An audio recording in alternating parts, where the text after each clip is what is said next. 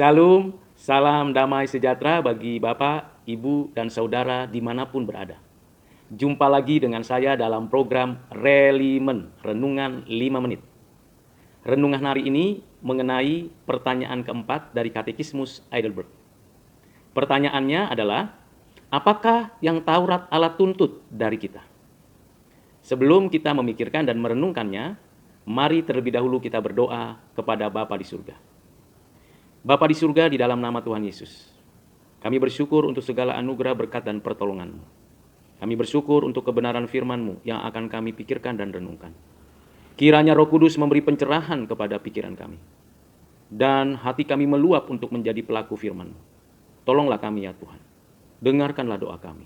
Di dalam nama Tuhan Yesus kami berdoa dan bersyukur. Amin. Bapak, Ibu, dan Saudara yang kekasih di dalam Kristus, jawaban dari pertanyaan itu ialah dalam Matius pasal 22 ayat 37-40. Demikianlah firman Tuhan. Kasihilah Tuhan Allahmu dengan segenap hatimu, dan dengan segenap jiwamu, dan dengan segenap akal budimu. Itulah hukum yang terutama dan yang pertama. Dan hukum yang kedua yang sama dengan itu ialah, kasihilah sesamamu manusia seperti dirimu sendiri. Pada kedua hukum inilah tergantung seluruh hukum Taurat dan kitab para nabi. Jawaban ini tentu perlu kita pikirkan dan renungkan. Kita tahu bahwa Allah yang kita sembah dan kita kenal adalah Allah yang kasih. Kasih-Nya nyata di dalam hidup kita. Karena begitu besar kasih Allah, sehingga Ia mengaruniakan Anak-Nya yang tunggal, supaya setiap orang yang percaya kepadanya tidak binasa. Kita menerima kasih Tuhan di dalam dan melalui Tuhan Yesus Kristus. Tidak ada yang lain. Dan Tuhan Yesus menyatakan kasih-Nya kepada kita dengan mati di atas kayu salib, menggantikan kita. Bangkit dari kematian, memberi hidup baru kepada kita. Dan sepenuhnya kasih yang dari Bapa, yang dikerjakan Kristus untuk kita, diterapkan oleh Roh Kudus, sehingga kita memiliki karakter kasih. Bapak, Ibu, Saudara yang kekasih di dalam Kristus, sesungguhnya kita sudah kehilangan kasih. Kita tidak lagi memiliki kasih yang sesungguhnya. Kita egois, sombong, angkuh, tidak peduli dengan sesama kita.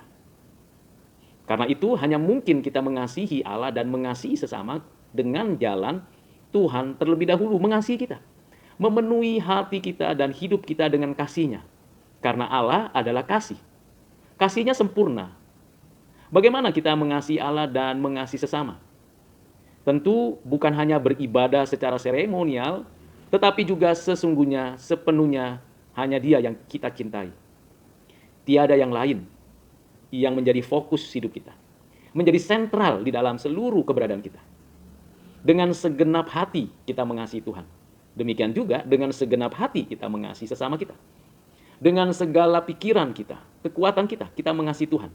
Demikian juga kita mengasihi sesama kita.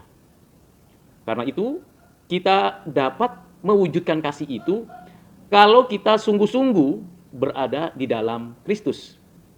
Tuhan Yesus pernah menyatakan kepada murid-muridnya, bukti bahwa kita mengasihi Tuhan ialah menaati firman-Nya, menaati perintah-Nya. Dan bukti bahwa kita itu mengasihi sesama ialah kita bukan hanya menunjukkan kebaikan, pengampunan, dan belas kasihan, tetapi kerelaan berkorban.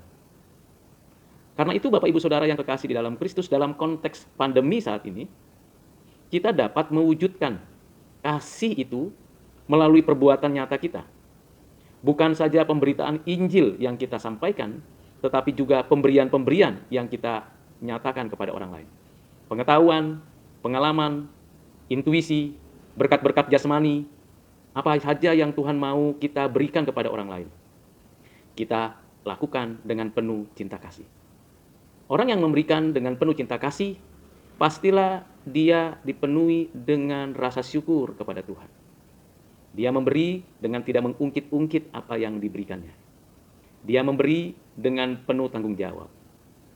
Mari Bapak, Ibu, Saudara yang kekasih di dalam Kristus, kita wujudkan apa yang dituntut Tuhan dari kita. Menaati firman Tuhan, melakukan kehendak-Nya, dan berbuat baik dengan sesama. Kepada siapa saja, tanpa diskriminasi. Mari kita berdoa. Ya Tuhan, kami merenungkan tuntutan dari hukum Taurat yang Tuhan nyatakan kepada kami untuk kami lakukan.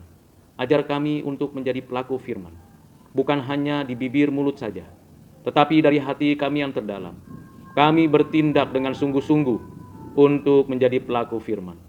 Terhadap sesama kami mau mengasihi mereka yang terluka atau mungkin tidak menyukai kami. Tapi kami percaya Tuhan memampukan kami mengasihi sesama kami.